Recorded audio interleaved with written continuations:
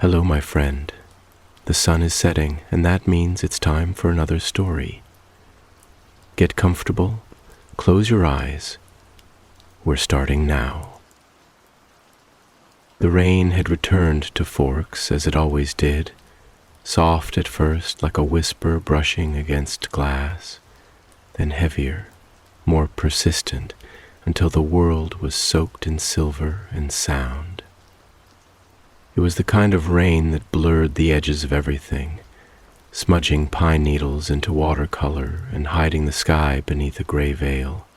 Bella stood at her window, forehead resting against the cool pane, her breath leaving foggy halos that faded into nothing. Her world had grown quieter since the Volturi's departure. Quieter, but not emptier. There was peace in knowing their threat had passed, and love in every gaze Edward gave her. But even stillness can feel uneasy, like the hush in the air before a storm. The Cullens had returned to their rhythms. Carlyle took shifts at the hospital again, his presence a quiet blessing to the suffering. Alice spent long hours in her studio, sketching feverishly. Jasper lingered nearby like a shadow made of wariness and warmth. And Edward was always with her. As though now, after everything they had nearly lost, he refused to let even a second slip by unnoticed. But something was changing. It began with dreams.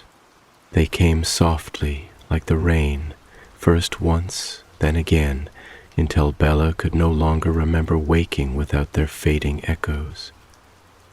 In the dreams she wandered through the forest alone, but it was not the familiar forest near the Cullens' home or the La Push cliffs. It was deeper, denser. The trees leaned inward as if whispering secrets. Black stones jutted from the moss like buried bones, and strange symbols shimmered on their surface, pulsing with some ancient breath. She heard music in the trees, not human, not even elvish, but raw and elemental, like wind turned into voice. Edward was never in the dreams. He noticed the change in her quickly. He always did. "You're quiet today," he said softly one morning, his fingers brushing through her hair as they sat together on the worn couch in Charlie's living room. The soft golden light from the table lamp cast a faint halo around him. Bella didn't answer immediately. Her eyes traced the shadows in the corners of the room, the way they clung to the walls like waiting thoughts.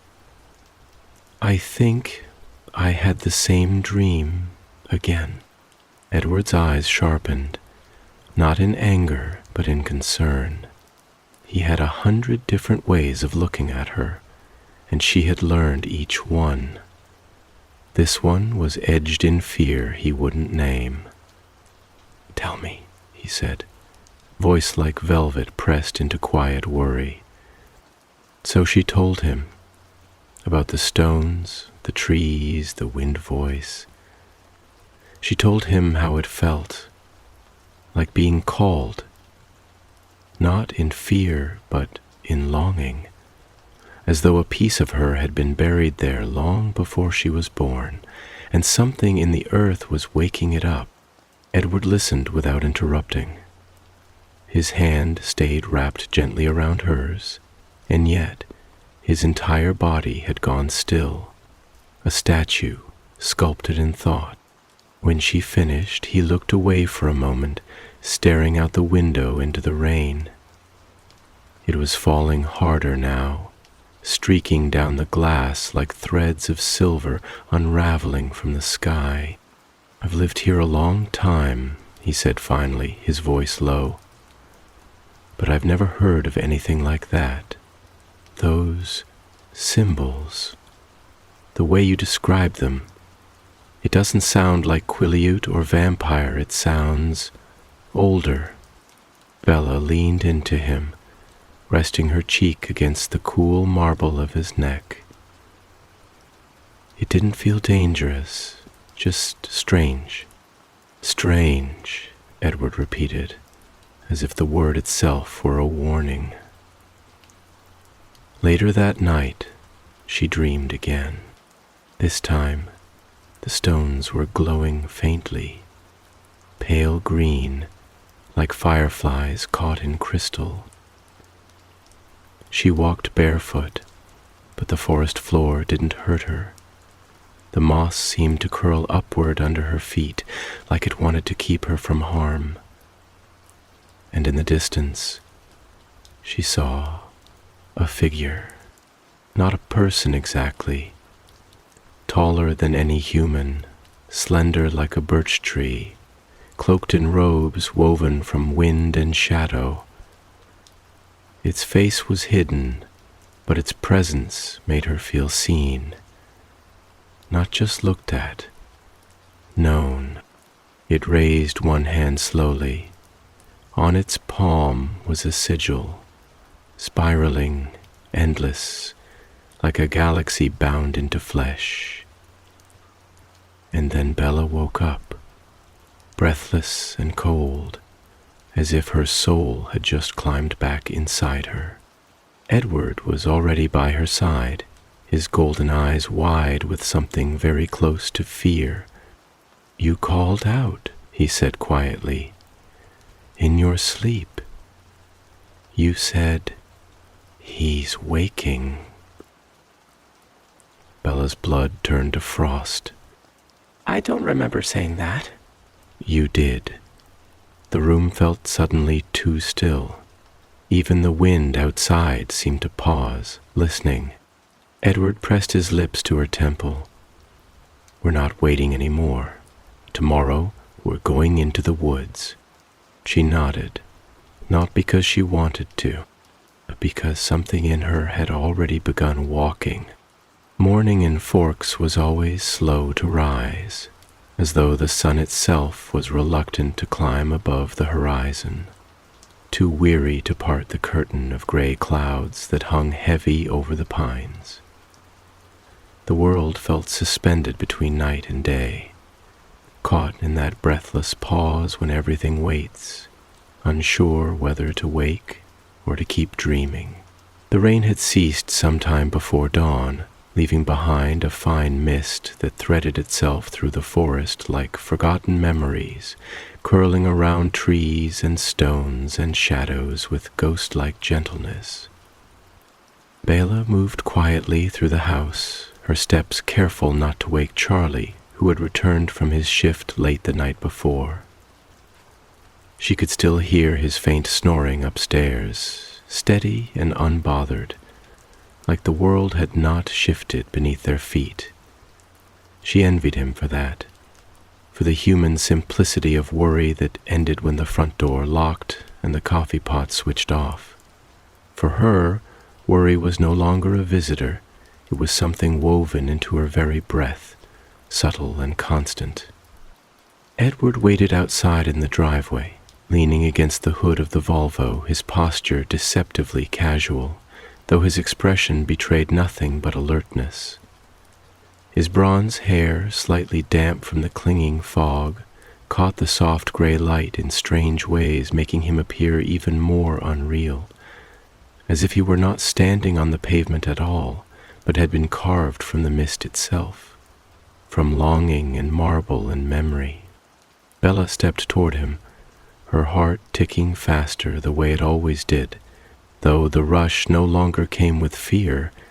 It came with familiarity now, with the ache of recognition, like hearing a song that once changed you. "You're sure about this?" Edward asked as she approached, his voice low and smooth, but undercut with that distinct timbre of hesitation that only she could hear. "I need to see it," Bella said, barely above a whisper. "I need to know what's calling me." Edward didn't speak right away. He only reached out his hand silently, palm upward, an invitation, a vow. She placed her hand in his, and as their fingers locked together, she felt it again. That strange thrum beneath her skin, a kind of magnetic pull, as if the forest was not only waiting for her, but watching her. It was not fear, it was something more complicated, more ancient, like awe mixed with recognition. They didn't take the car. They walked instead, moving silently through the familiar trails that wound through the woods behind the Cullens' property, though today they veered off the usual paths, cutting deeper into the forest, where the trees grew wilder and older and closer together, their trunks wide and gnarled, their branches forming a living cathedral above them. The further they walked, the less the forest felt like a place. It began to feel like a presence. Birdsong faded. The rustle of animals disappeared. Even the wind, which had carried its voice in playful whistles just an hour ago, now moved with reverence, as if it too feared to disturb whatever slept beneath the moss. "Do you feel that?" Bella asked softly, not stopping. Edward nodded. "Yes, but I don't know what it is." She looked up at him.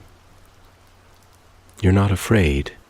He was silent for a moment, as though considering the question not just from the perspective of danger, but from something more nuanced, more existential. "I'm not afraid for myself," he said finally, "but I am uncertain, and I don't like not knowing what could hurt you." She didn't smile at his protectiveness this time. She understood it too well. It was nearly an hour before they reached the clearing. It wasn't marked on any map, and even the forest seemed reluctant to reveal it, branches clawing gently at their clothes, roots sloping to guide or to hinder. But when the trees finally parted, it opened before them like a breath held too long, finally exhaled. A wide circle carpeted in moss so thick and green it seemed to glow. And there, at the center, stones, 6 of them, standing tall and half-buried, arranged in a perfect spiral, each one etched with symbols that shimmered faintly in the diffuse light, like they were remembering their own names. The air in the clearing was heavy with silence, not the silence of absence, but of watching. Bella stepped forward, drawn by something deeper than curiosity, drawn by the pulse that had haunted her dreams and had now become a part of her waking rhythm, a second heartbeat tethered to something beneath the earth. Edward followed, his body taut with unspoken questions. He didn't reach out to stop her. He knew it would be like trying to hold back the tide. As Bella approached the stones, she felt the ground beneath her shift, not physically but perceptually, like stepping through a doorway that wasn't there. The air grew colder, but not unpleasant, just older, more aware. She knelt beside the nearest stone, her fingers hovering above the moss that grew around its base. The symbol carved into its surface was not written in any language she knew, but somehow she understood it. It wasn't a word, it was a feeling, a memory pressed into stone. Grief. The moment her skin brushed the stone's surface, her breath caught. In her mind's eye, a vision bloomed, fleeting but vivid, a great forest lit by twilight, and a figure kneeling at the center of a circle, sobbing into their hands. The same cloaked figure from her dream. The sobbing echoed across time, and with it came a name, not in sound but in sensation. She could not say it aloud, but she knew it like the smell of rain or the ache of loss. When the vision faded, Bella staggered backward. Edward caught her instantly, his arms wrapping around her with the swiftness of panic. "What happened?" She leaned into him, her skin pale, her voice trembling. I saw something, someone. They were mourning. And this stone, it feels like it's remembering something through me. Edward's expression darkened, his gaze moving from her face to the standing stones, as if they had just now revealed themselves as sentient things. These aren't just markers, he murmured. They're vessels. Vessels? Bella echoed, her voice small. For memory, he said. Or something worse. They sat in the clearing for a long time after that, surrounded by the quiet of a world holding its breath. Bela could feel the forest folding around them, not in menace, but in melancholy, like it had been waiting for her to return, not to discover, but to remember. She shivered, because even in Edward's arms, wrapped in the safety of his eternal warmth, she could feel it, rising slowly, not from the stones, but from the earth beneath them. Something was waking, and it remembered her name. They left the clearing just before dusk, though Dusk and Forks was more a shifting of grays than any true descent into gold or crimson. The sun, veiled as it always was, slipped somewhere behind the cloud-choked sky, and the light that remained was thin, diluted, as though it too was unsure whether to stay or follow whatever unseen thing was fading into the trees. Edward didn't speak for a long time as they retraced their path through the forest, his hand always in hers, his steps steady and deliberate, like he was counting them against something ancient and intangible. Bella could feel his tension, not in any overt way, not in his voice because he was silent, but in the tautness of his movements, the way his eyes never rested, always scanning, as if the trees themselves might rearrange or reveal something new. It wasn't fear, Edward rarely felt that, not for himself, but it was a kind of wariness that only surfaced when he stood on the threshold of the unknown. And the unknown, in this case, was vast. The silence between them wasn't heavy. It was contemplative, shared, like two thoughts that hadn't yet become words. Bella didn't try to fill it. There was something sacred about it, something that needed space to breathe. Her mind was too full anyway, overflowing with echoes of the vision, with the way the cloaked figure's sorrow had pierced her chest, not like a dagger, but like a memory misplaced and then suddenly returned. It hadn't been foreign. That grief had felt familiar, as though she'd once worn it like a second skin and had simply forgotten. By the time they emerged from the woods, the fog had thickened, draping itself over the town like a woolen shroud. Streetlights flickered to life in the distance, their golden glow swallowed quickly by the mist, casting the illusion of lanterns floating in the ether, guiding no one in particular. Bella leaned against Edward as they walked the last stretch back to her house, her thoughts spinning in slow, spiraling loops, unable to settle. Her muscles ached, not from exertion, but from tension, like her body had been holding its breath for too long, and now it didn't know how to exhale. Charlie's cruiser was still gone, which was both a relief and a disappointment.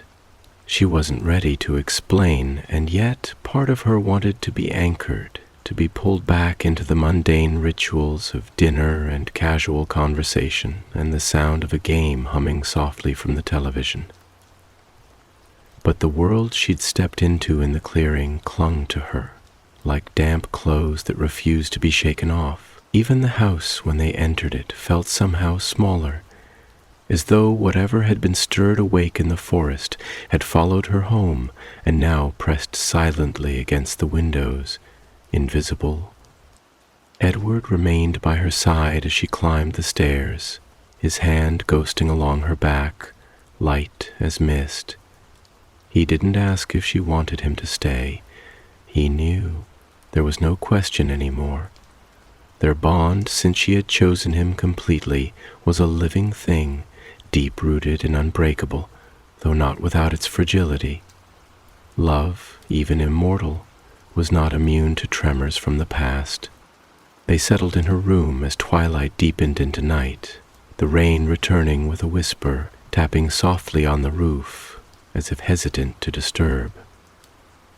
Bella curled beneath the quilt on her bed, her head resting against Edward's chest, his arms wrapped around her with the quiet precision of someone who had done this 1,000 times, and yet still treasured each moment like the first. His stillness was not inert, it was devotional, and the way he looked at her, even when her eyes were closed, carried the weight of centuries.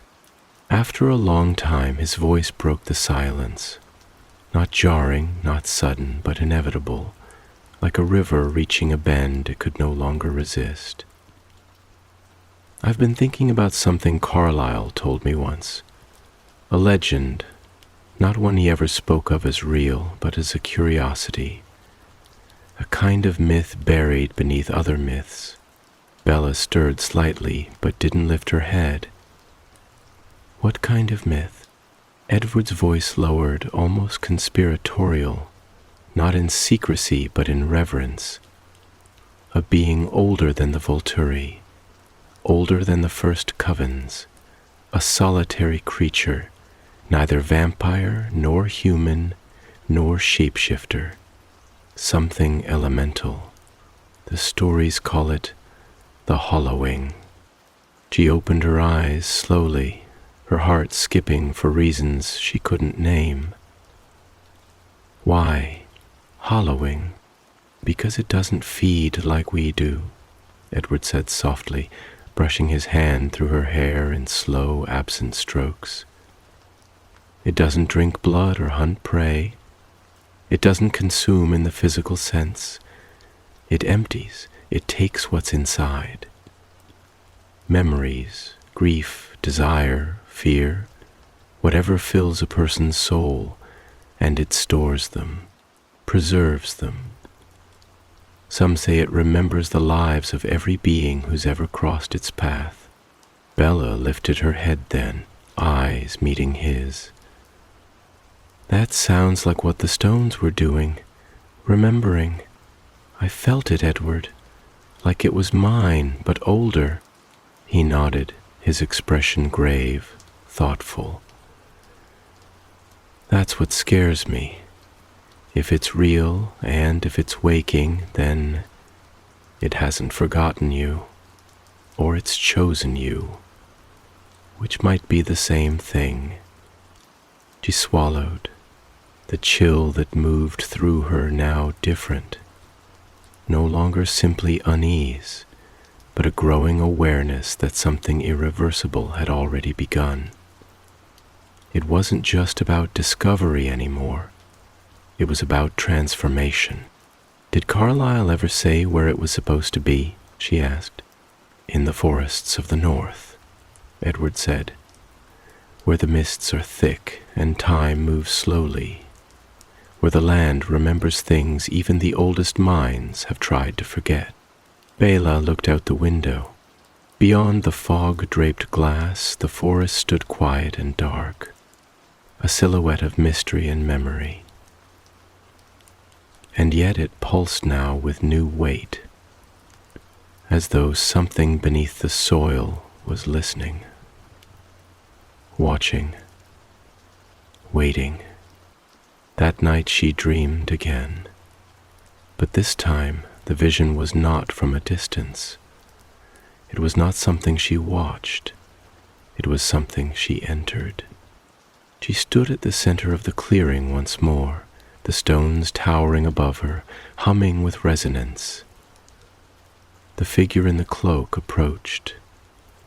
Not slowly, not solemnly this time, but with purpose. As it neared, the air around her seemed to bend and fold, distorting like heat on pavement, warping reality into something softer, more malleable. When the figure reached her, it pulled back its hood, and Bella saw herself, not as she was, but as she could be, ageless, pale as moonlight, eyes not gold, not red, but deep gray, like clouds on the verge of thunder. She wore the same sigil on her palm, and when she spoke, it was not with words, but with memory. You have been here before. You have always returned.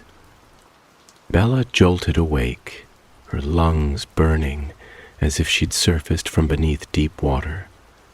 Edward was already holding her, already murmuring her name in that voice that held every fear and every comfort in the same breath. She clutched at him, her hands trembling. "I saw myself," she whispered, "but it wasn't me." Edward's grip tightened. "Something is trying to become through you." Bella shook her head slowly, the truth blooming inside her like a cold flower. "No," she said, "not become. Remember."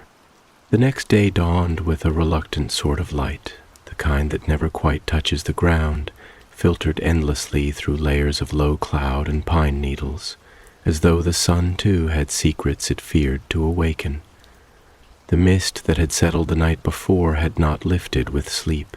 Instead it thickened, saturating the air with a hushed reverence, and as Bella stepped out into the early morning, she could feel it gathering on her skin like dew on petals not yet unfurled. There was something in the world now, a subtle tension, like a low hum in the bones of the earth, not loud enough to hear but impossible to ignore. And as she stood beneath the eaves of the house with Edward beside her, she realized that the forest no longer looked like the place she had known her whole life. It hadn't changed outwardly, the same towering trees, the same soft ferns curling close to the roots. But there was a difference in the way it watched her now, no longer neutral, no longer passive, as if her presence had shifted some invisible current and the world had turned to face her. Edward noticed it too.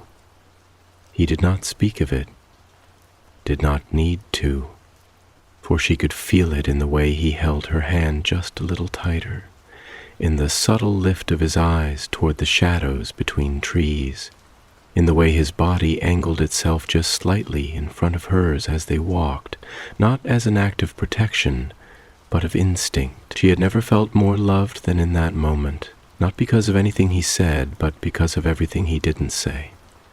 The silent promise etched into his movements, the way his still heart seemed to beat only for her safety, her clarity, her truth. But even his presence, eternal and unwavering as it was, could not keep the sense of change at bay. It was already here.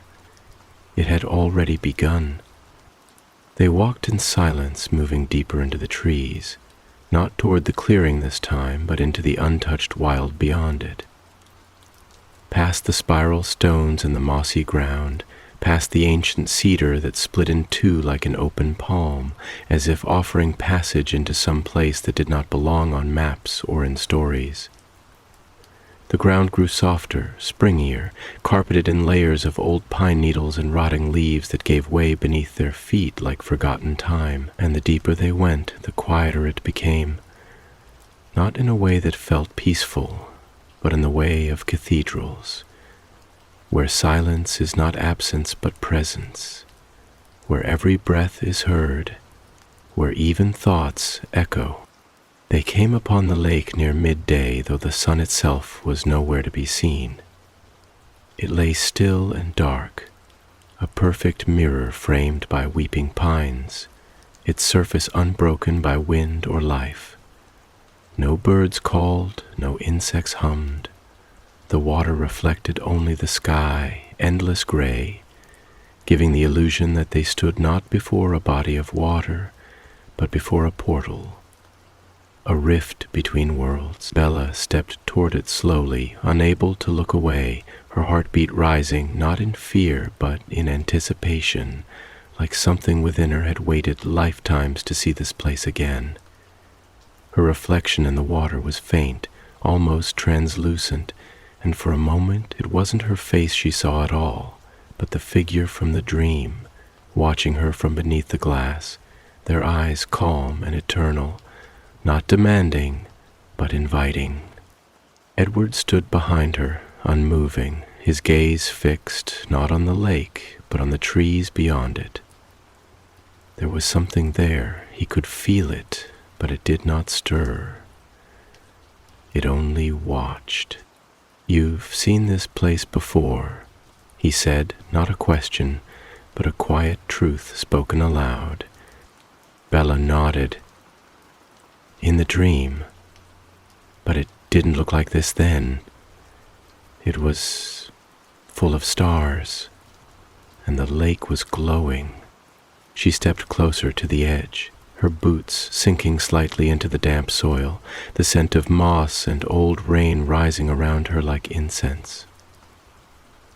"I think something sleeps beneath it." Edward's voice was lower now, edged in dread he did not wish to name. "Or someone." They sat beside the water for a long time, Bella's hand entwined with Edward's, her body pressed against his side, drawing comfort not just from his touch, but from his stillness, from the way he grounded her when the world felt too fluid to hold. Her mind drifted as the lake reflected nothing and everything, and slowly memory and dream began to blend, images unspooling in her mind like ribbons on wind. She saw the stones again, this time submerged beneath the water, arranged in the same spiral. She saw hands, hers but not hers, pressing against the lake's surface as though it were glass, as though the water had not been water at all but a seal. She heard a voice, not Edward's, not human, soft and vast, like wind over open sea, speaking in a language she did not understand, but whose meaning she felt in her blood. "Come home." When she blinked, the image vanished, but the voice remained, coiled inside her like breath held too long. Edward turned to her, his golden eyes dark with concern. "What did you see?" She hesitated, unsure whether the words would make it more real or less. I think I sealed something in the lake a long time ago." Edward was silent, though the air around him changed. He looked at her the way he sometimes did when he read a passage of poetry that resonated too deeply, like the beauty of it was indistinguishable from pain. "You believe you've lived before?" he said at last gently. Bella didn't answer right away. She leaned forward, brushing her fingers over the still water, watching as the ripples radiated outward and vanished like time itself. "I don't know if it's belief," she said. "It just is." She turned to him then, her eyes searching his, hoping to find some grounding, some rope to tether her to the life she knew, the present she had chosen with him. "Does that scare you?" He reached for her face, cradling her cheek with a tenderness that made her chest ache. "Only if it takes you from me." She closed her eyes, pressing into his touch, and for a moment they were still. Two souls, bound in a moment that stretched between centuries. But peace is a fragile thing, especially when something ancient stirs beneath still water. The first crack of sound was barely perceptible, a soft shift like ice breaking far away. Then another, closer, then silence. Edward stood in a single movement, his body tense, his eyes scanning the shoreline. Bella rose more slowly, the hairs on her arms lifting, not from cold, but from a deep instinct she could not name. Something had changed. The lake no longer felt dormant. It felt aware, and then they heard it. A voice, not aloud, not through air, but within. It spoke in a tongue without syllables, a current of meaning that passed through the bones, bypassing language. Return. Edward stepped in front of her instinctively, shielding her with the full strength of his body, though they both knew there was nothing physical to shield against. The water had begun to glow, faintly at first, like a pulse, then stronger, casting pale green light across the trees, shimmering along the mist like aurora made liquid. Bella's knees weakened. She knew this glow. She had seen it in her dreams, in the stones, in herself. And before she could speak, before Edward could move, the light surged once, and the water erupted upward in a silent column. Not splash or wave, but a smooth pillar of luminescence, rising like a spirit breaking through skin.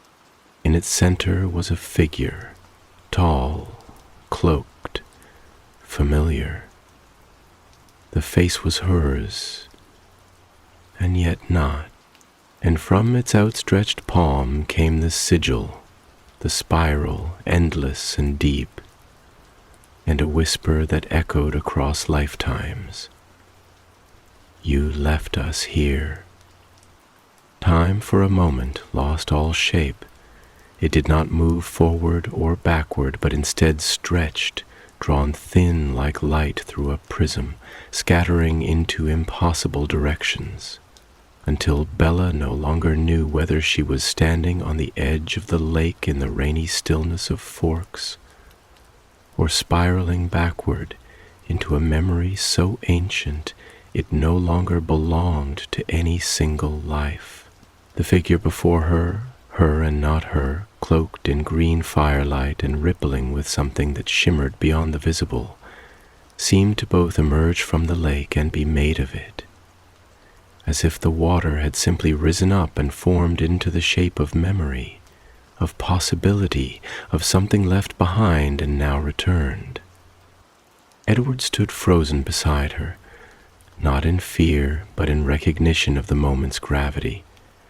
His stillness, so often mistaken for detachment by those who did not know him, was instead an expression of reverence, for time, for fate, for the unbearable weight of love. His hand was clenched in hers, though she did not remember reaching for it. It was simply there, as it always had been, the anchor to her storm, the thread that tethered her to a world she no longer fully understood. The figure raised its arms slowly, its movements so fluid they seemed to move through water still, and when the spiral sigil on its palm glowed with a deep, pulsing emerald light, Bella felt it not as a sight, not even as a sound, but as something blooming behind her ribs, a sensation like breath and sorrow and recognition merging into one. It was not malevolent. It did not threaten, but its sadness was so vast it eclipsed everything else, pressing down upon the air until it became difficult to breathe, until even the trees seemed to bow in silence, their limbs shivering beneath the weight of that ancient grief. You left us here. The voice came again, but not from the figure's mouth. It came from the sky, from the water, from the ground beneath her feet. It came from within, and in that instant, Bella remembered.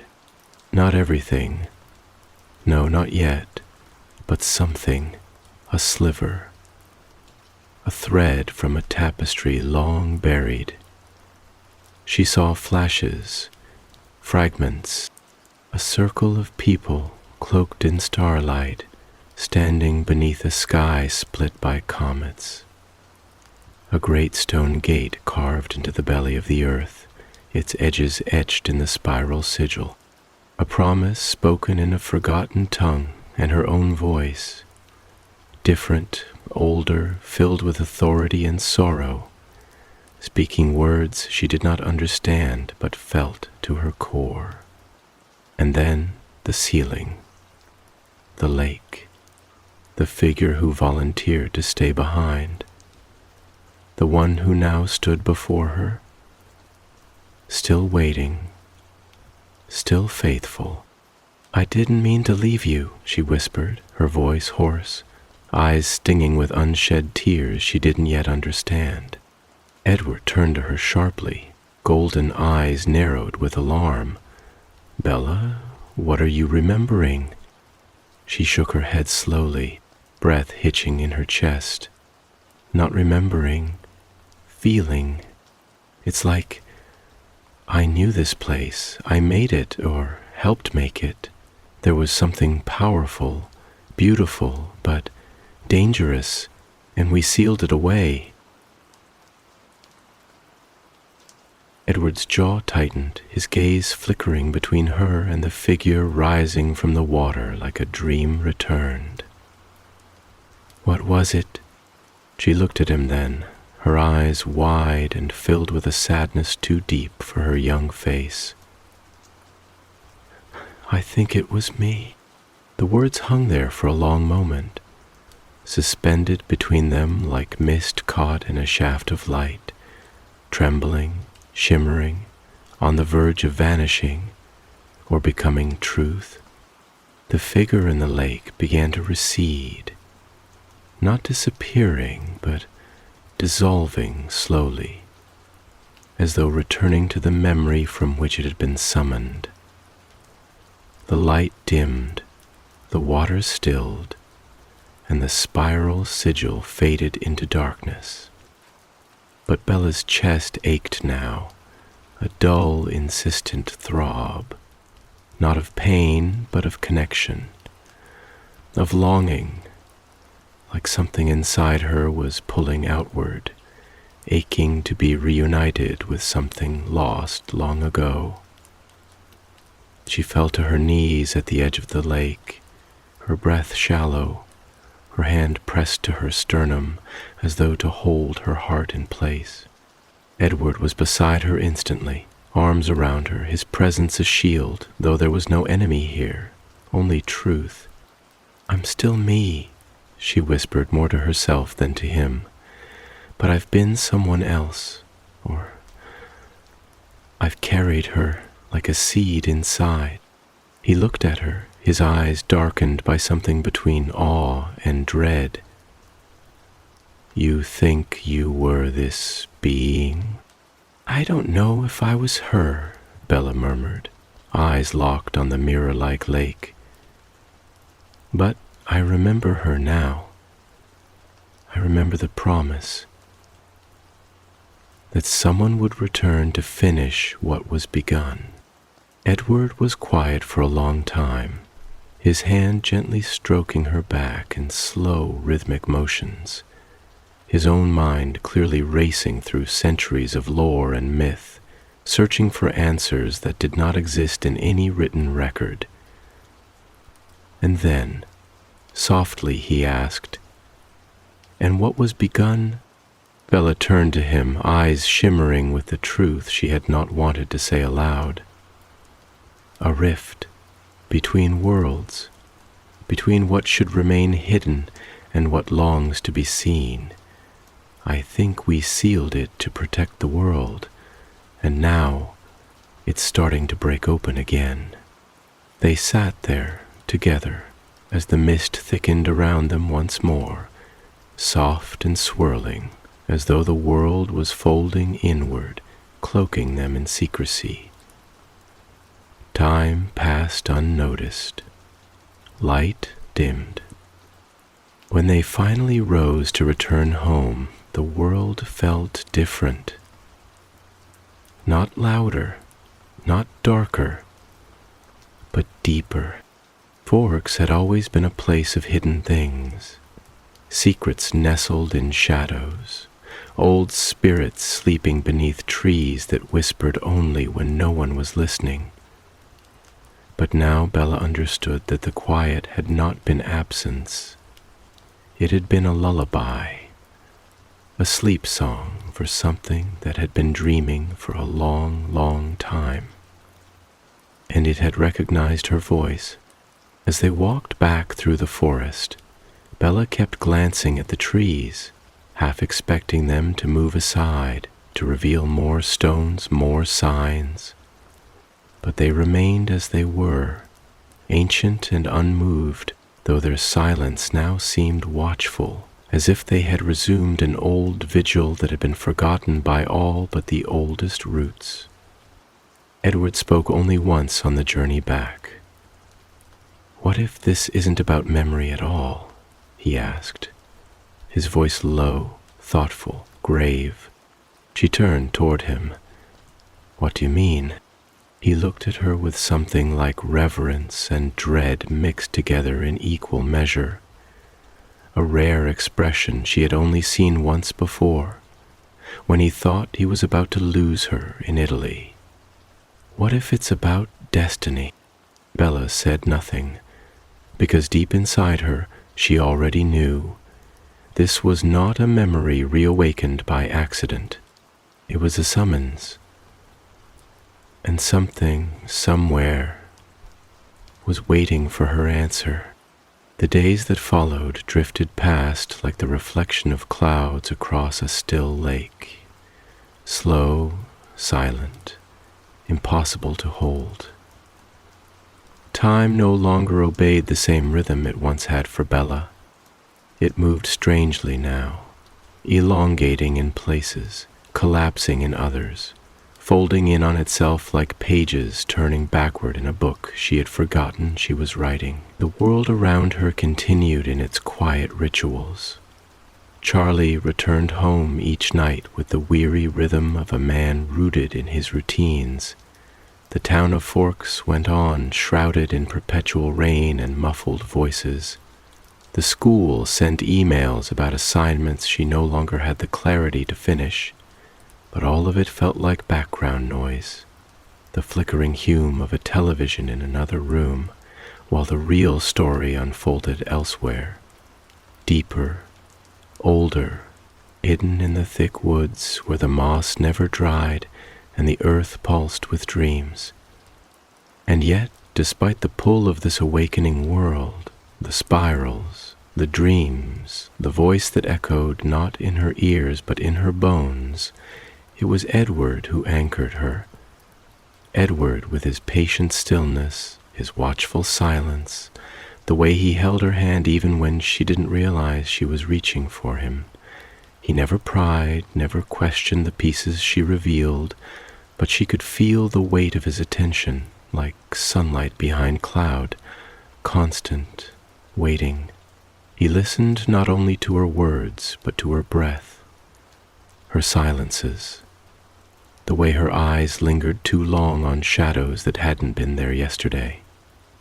He understood, in the way only he could, that something inside her was unraveling, but not in the way of destruction. It was something more mysterious, more ancient. As if a veil she had worn without knowing it was now falling away thread by thread, and beneath it was not emptiness, but memory. She told him more now, slowly, haltingly, in fragments that came to her like petals falling in water. She told him about the cloaked ones, the circle beneath the stars, the gate sealed in stone. She told him about the sigil, the spiral that echoed across her dreams and pulsed faintly beneath her skin like a second heartbeat. And she told him, most softly, most fearfully, that she had begun to feel it even when she was awake. A pull, a calling, not from outside but from within, as though something inside her was beginning to speak in a voice that had been silenced for centuries. Edward never flinched, never looked at her like she was something foreign, and in those moments she loved him more deeply than she ever had, not with the fervor of first passion, not with the breathless awe of mortal girl before immortal boy, but with the aching, grounding devotion of one soul recognizing another, even as the world fell away around them. She knew now more than ever that he would follow her into whatever darkness waited beyond the edge of the known, not because he wasn't afraid, but because he loved her more than he feared the unknown. It was Alice who came to them next, her presence sudden and deliberate, appearing in their doorway with her dark eyes wide and her voice tightly wound with urgency. "I saw something," she said without preamble, her small frame vibrating with barely contained energy like a violin string drawn too tight. Not a future, a disruption, like someone rewound the tape and started playing it backward. They gathered in the Cullen house that night, the family encircling them like a quiet storm. Carlyle stood with arms folded in thought, Esme's hand resting gently on his. Emmett watched with narrowed eyes, Rosalie with her usual mask of distant skepticism. Jasper stood beside Alice, his gaze haunted by feelings he could sense but not name. And Edward never left Bella's side, his hand entwined with hers as if their connection alone might hold back whatever tide was rising. Alice's visions, once clear as paintings etched in light, had become fractured. "There's a place," she whispered, her voice subdued now, tinged with something almost like awe. Not a physical place, not entirely. It moves, like a ripple through time, through possibility. It's anchored to Bella somehow, to her presence, her path. Carlyle leaned forward, his voice as steady and careful as ever, but beneath his words lay the unmistakable current of concern. "Do you believe it's an old force? One of the forgotten? We've read of such things, but the texts are fragmented. Oral traditions mostly, and the Volturi." At the mention of them, Edward tensed and the room thickened. "No," Bella said, her voice quiet but resolute. "It's older than them, older than vampires. This belongs to the earth.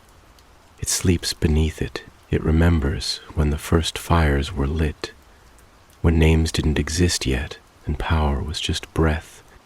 The room fell into silence then, the weight of her words settling like snowfall. It was Esme who broke it, her voice gentle, laced with the kind of maternal sorrow that comes from loving too many things that cannot stay. "Then what does it want from you, sweetheart?" Bella looked at her with eyes that had begun to change, not in color, not in glow, but in depth. There was something in them now that belonged more to eternity than to youth. "It doesn't want anything. It's not taking me. I think I'm returning to it." Edward's grip on her hand tightened. She turned to him, not in apology, but in love. "But I'm not leaving you. I don't believe it wants me to go. I believe it wants me to remember, to unlock something, and I think I already have." That night, Edward followed her again into the forest, not to the lake this time, but deeper, They walked beneath trees so old they had forgotten how to fall, their limbs twisted toward the sky as if still begging for stars. The air here was different, not colder, not warmer, but thicker, as though time had pooled in this place like water in a forgotten basin. The silence was complete. No birds, no wind, only the sound of their breath and the soft whisper of moss beneath their feet.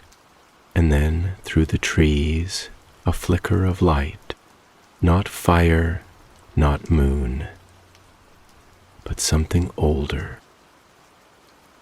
They came upon the gate without warning.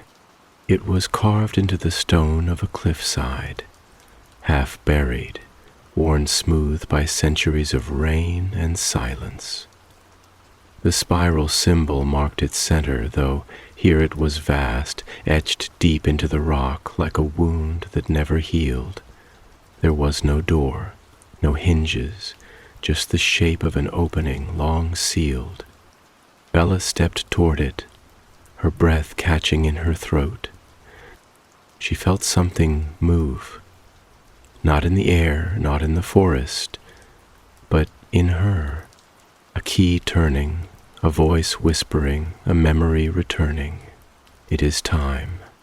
She stood before the gate, not as a girl of 17 wrapped in flannel and fog, not as the newly immortal wife of a century-old vampire, but as something both ancient and tender, fragile in form, yet vast in what now stirred behind her eyes. And though the air around her remained still, no rustling wind, no whisper of wings, there was the unshakable sense that the very forest itself had stopped breathing, as though every tree, every stone, every sliver of moss that clung to the damp ground beneath her feet was holding itself in anticipation, waiting not just for her next step, but for her recognition. She did not know the name for what she had become, or rather what had been waiting in the marrow of her being all along. But she could feel it now, coiled deep inside her like an echo turned to fire, like a memory so vast and old it could no longer be separated from instinct. This was not knowledge, not intellect, it was truth, sung through bone and shadow. Edward stood just behind her, silent, unmoving, his gaze fixed on her as if she were the only light in a world that had begun to darken around the edges. There was something in his face that she hadn't seen before. Not fear, not doubt, but reverence, mingled with a sorrow so exquisite that it seemed almost holy. He had always known there were parts of her he would never fully understand, mysteries he could observe but not unravel. But now that mystery stood before him incarnate, and though he would follow her anywhere, even into the dark, he could no longer pretend that what they faced belonged to the world he understood.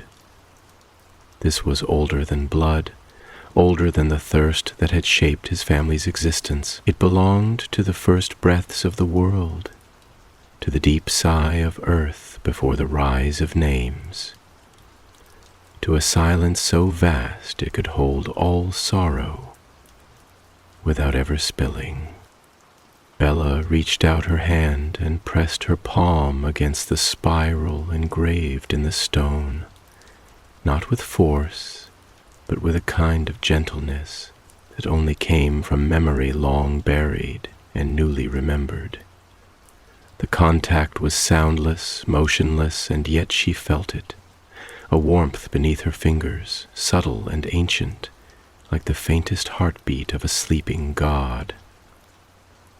The stone did not shudder or split, the gate did not swing open or vanish. Instead, there was a feeling, subtle but profound, that something unseen had shifted, as though she had pulled aside a veil, not over her eyes, but over the very heart of the world.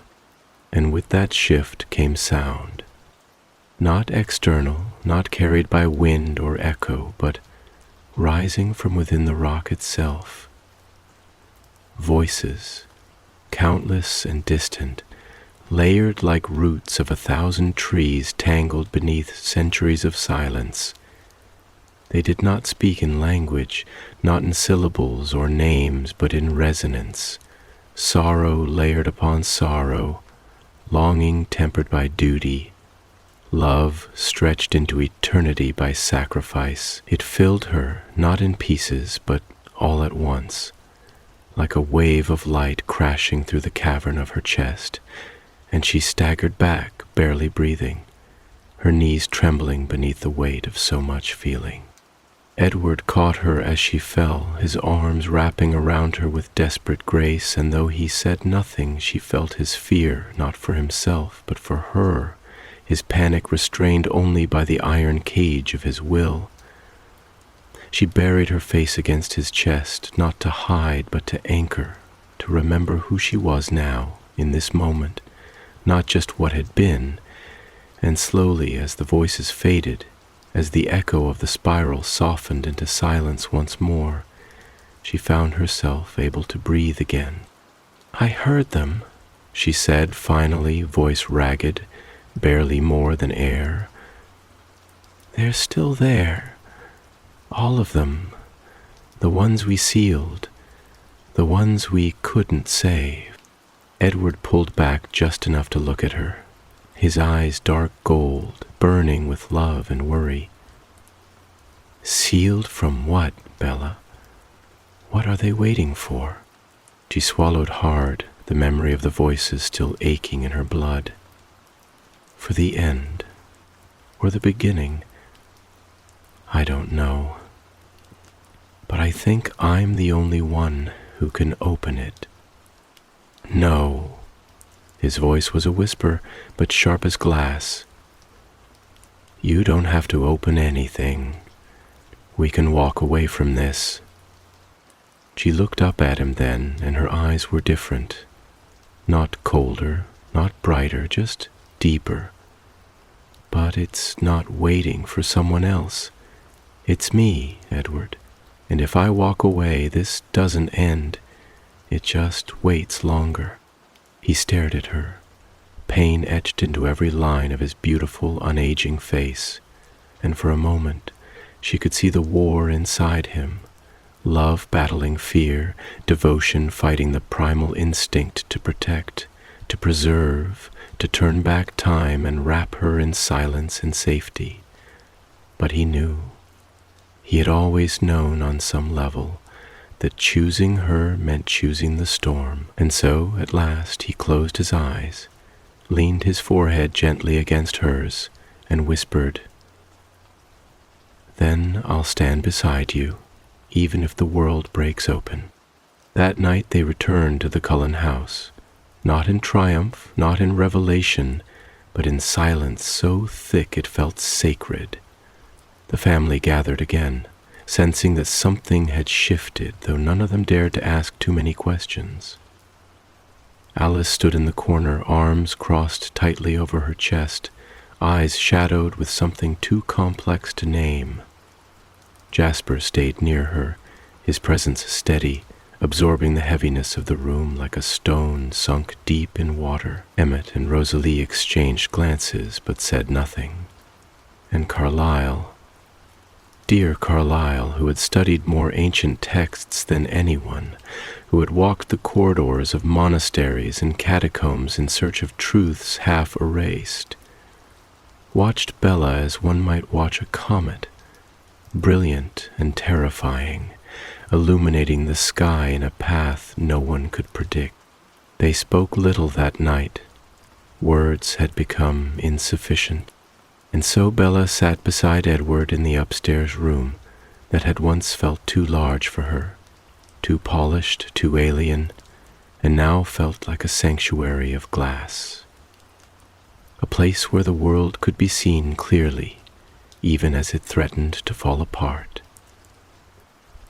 Rain tapped softly against the windows, not with urgency, but with rhythm, like a heartbeat echoing in the dark. She curled against him, her hand resting over his heart, not seeking its beat, for there was none, but seeking its constancy, the depth of his presence, the vow written into his silence.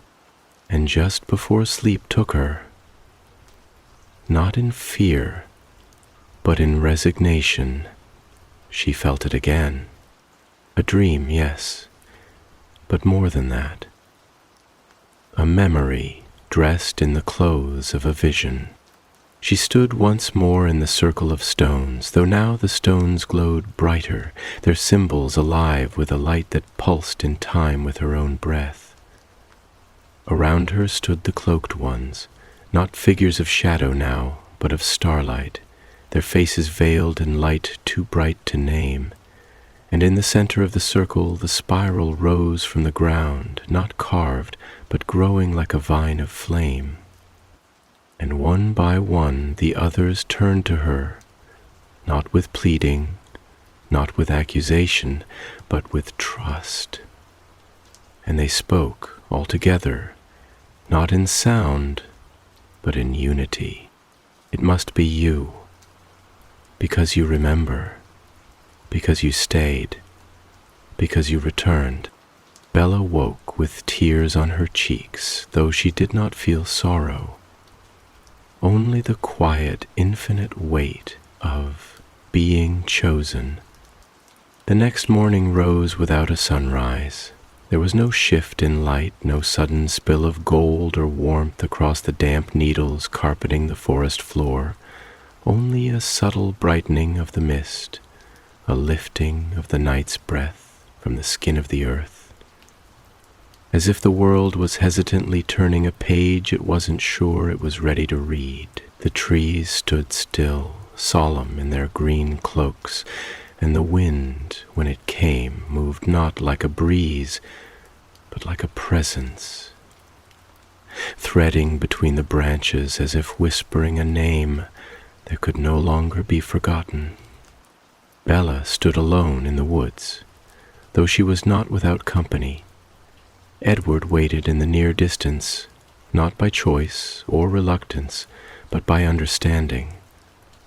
An instinct deeper than speech had told them both that this part of the path she must walk alone, and so he stood beneath the wide limbs of an ancient cedar, his eyes never leaving her, his body radiating that intense, silent watchfulness that belonged not to men, but to sentinels.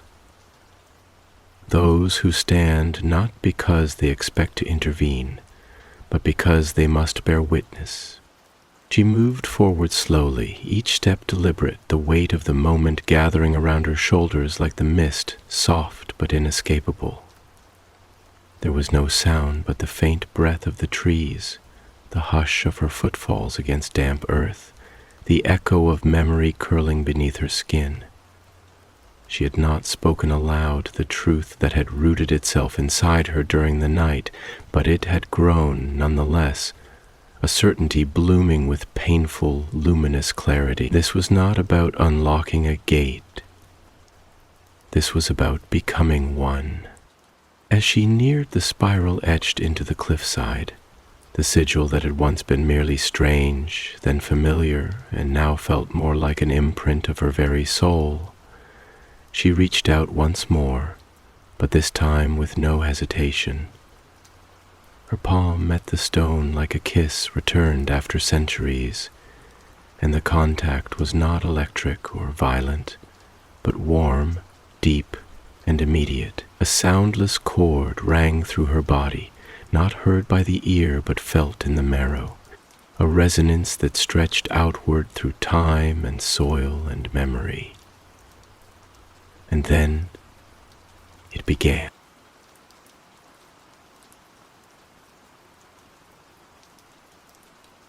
The stone beneath her hand pulsed once, faintly, and then again, brighter, deeper, until the spiral glowed with a gentle, pulsing light. From within the cliffside came a low rumble, not angry, not threatening, but like a creature stirring from deep sleep. stretching old limbs beneath layers of earth. The spiral rotated slowly, and a seam, invisible until now, began to widen, not outward, not forward, but inward, as if space itself was folding into itself, peeling back a veil that had been draped across the bones of the world since time was young. Bella did not move. She did not flinch. She only stood and breathed, the mist curling around her like a cloak.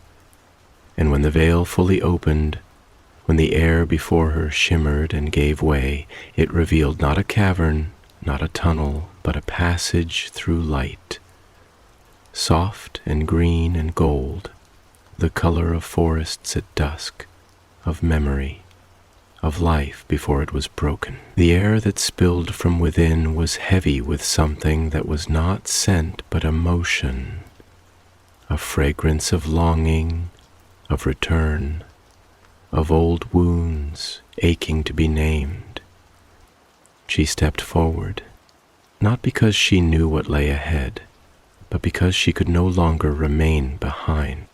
Inside there was no stone, no darkness, no fire or shadow or threat, only light, warm, pulsing, alive.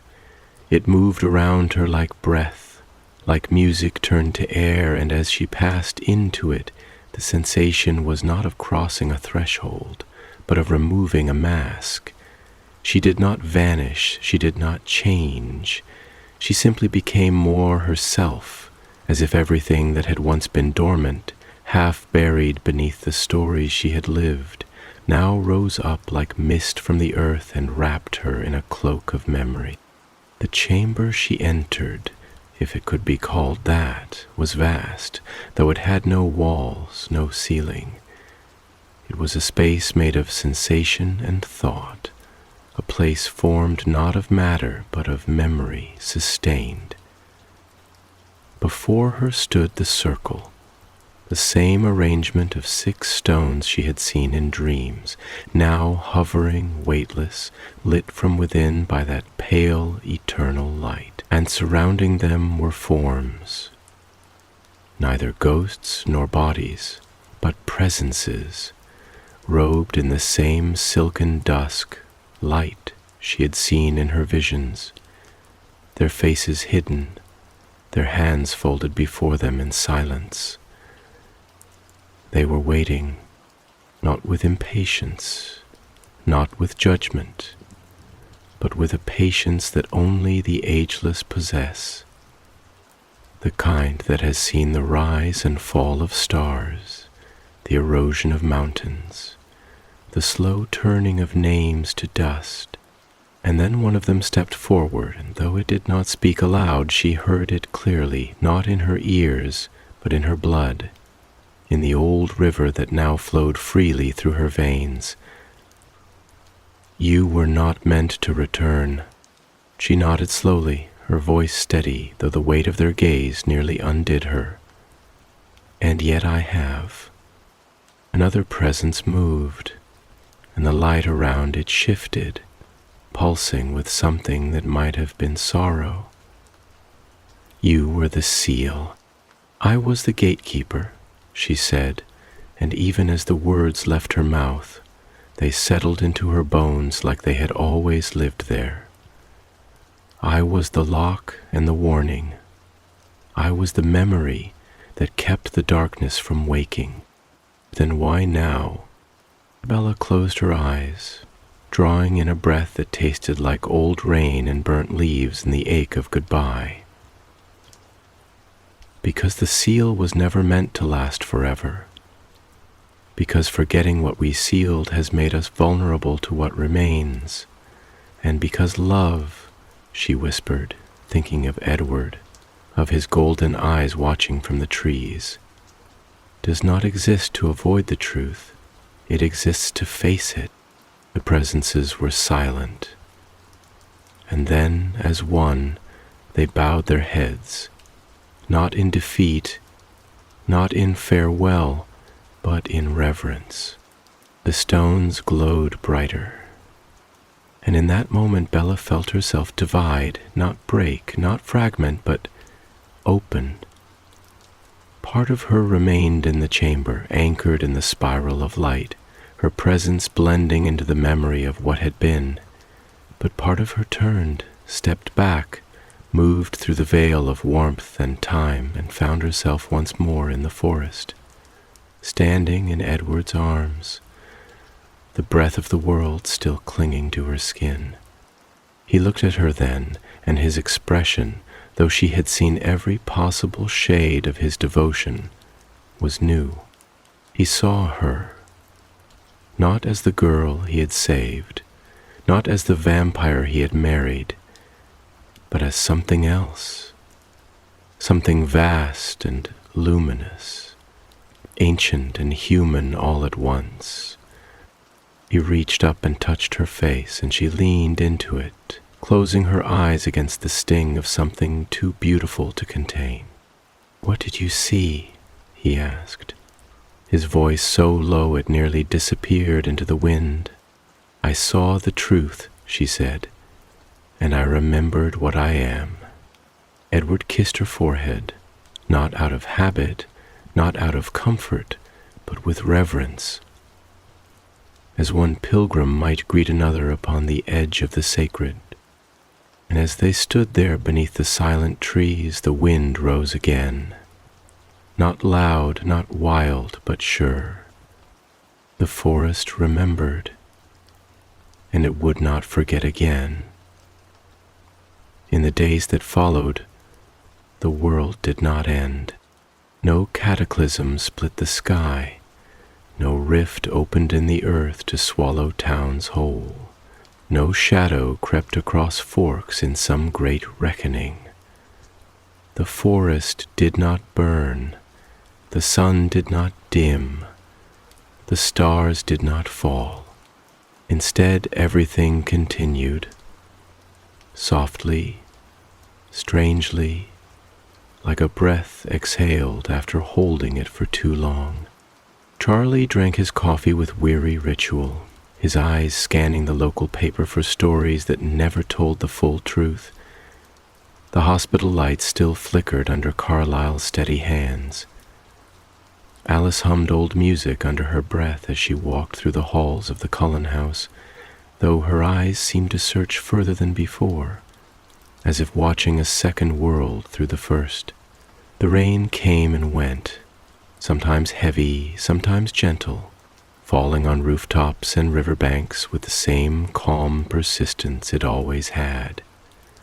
And Bella, though she moved through these familiar rhythms, through breakfast, through quiet hours at the house, through walks with Edward beneath the veil of evergreen, was no longer entirely the same. She was not changed in a way one could see. Her skin still glowed with that pale, eternal softness. Her eyes remained deep pools of warm amber, and when she smiled, it was still the quiet smile that had always belonged to her, slightly crooked, entirely sincere. But something within her had shifted, slowly and completely, like a tide beneath the surface, like a star that had realigned in its orbit. She no longer dreamed, or rather, she no longer needed to. The dreams had not stopped. They had simply ceased to be separate from her waking life. What had once arrived in sleep now moved with her through the day, whispered in the rustle of leaves, hummed in the pattern of rain against the windows, pulsed in the stillness of the spiral gate that remained sealed but no longer forgotten. She felt it in her breath, in the quiet knowing that echoed behind every heartbeat. The understanding that she was no longer merely a witness to the ancient balance hidden beneath the world, but a part of it. She had not just remembered the seal, she had become its voice. And Edward remained at her side, not as a guardian, not as a shadow, but as a constant, the still point in a turning world. He asked no more questions, though his eyes often searched hers with the same quiet longing, the same protective reverence that had always lived within him. He did not ask her to explain what had awakened, nor what had been returned to sleep. He did not ask why the spiral had opened or how the voices now lived inside her. He only stayed close, his presence a vow spoken not in words, but in the language of breath and touch and time. They walked often to the edge of the woods, to the place where the veil had thinned and the spiral stone glowed faintly beneath its covering of ivy and shadow. There they would sit in silence, the kind of silence that did not feel empty but holy, and sometimes Bella would close her eyes and place her hand against the rock, not to awaken it, not to summon anything, but simply to listen. And always, beneath the layers of time and stone, she would feel it, the hum of memory, the echo of the presences, the circle of light that had once called her home and now rested within her. Edward would sit beside her, sometimes with his hand resting over hers, sometimes simply watching the trees, his expression unreadable to any but her. She knew that he worried, not about her sanity, not about the presence within her, but about the weight of it all, about what it meant to carry so many memories, about how many versions of herself she might still become. But he never said the words. He never asked her to be less than what she was becoming. And that was love, she thought. Not the clinging, fearful kind that tries to hold its beloved within a familiar shape, but the kind that opens its hands and says, "Go on. I will walk with you." One evening, long after the sun had disappeared behind the rain clouds and the world was wrapped in the soft, violet hush of night, Bella spoke without turning her head, her eyes still fixed on the dark line of trees beyond the spiral gate. "They were never meant to be monsters," she said quietly as if to the forest itself. "The ones we sealed, they were beautiful once, like constellations. But when they saw what the world would become, when they saw greed and hunger and war, they changed, not by choice, by sorrow. They were made of memory, and when the world forgot beauty, they began to forget themselves." Edward didn't answer at first. He reached for her hand instead, threading his fingers through hers, his thumb brushing lightly across her knuckles in a rhythm so tender it felt like a song only they could hear. "You remembered for them," he said eventually, his voice low and full of something deeper than pride. "You became their memory." She turned to him then, her eyes shining, not with tears, but with the clear light of understanding, of peace hard-earned. "I think that's what love is," she whispered, "not just the feeling, but the memory, the holding on to what the world has forgotten, even when it hurts."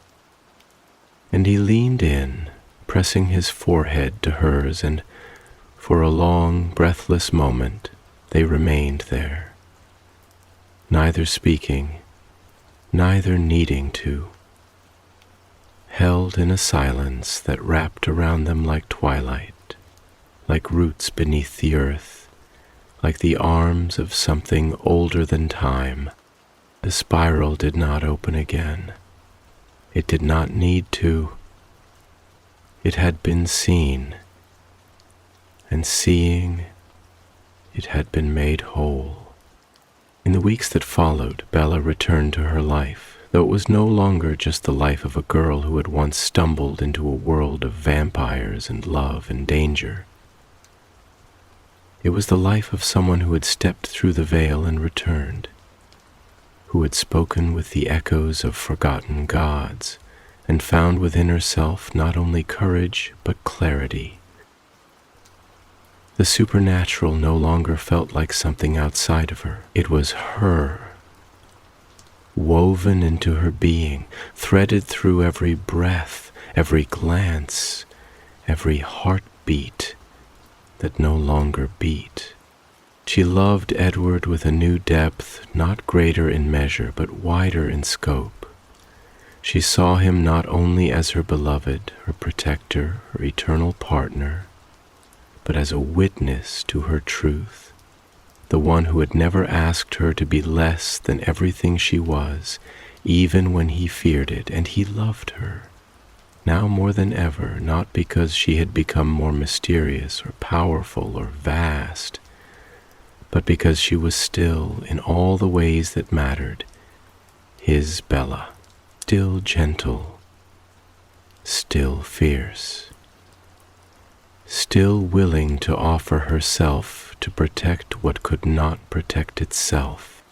And sometimes, late at night, they would lie together beneath the canopy of trees outside the Cullen house, watching the clouds drift in slow procession across the stars. And Bella, her head resting on Edward's chest, would reach up with one pale hand and trace a spiral into the sky with her fingertip. Not to summon, not to awaken, but to remember, because memory is a form of magic. And love is the gate that keeps the darkness sleeping. And in the forks of the woods, where twilight lingers longer than it should, there are still stories whispered by the wind. Stories of a girl who became a key, a voice, a light, and of the boy who stood beside her, unmoving, unyielding, as the forest held its breath and began, at last, to remember.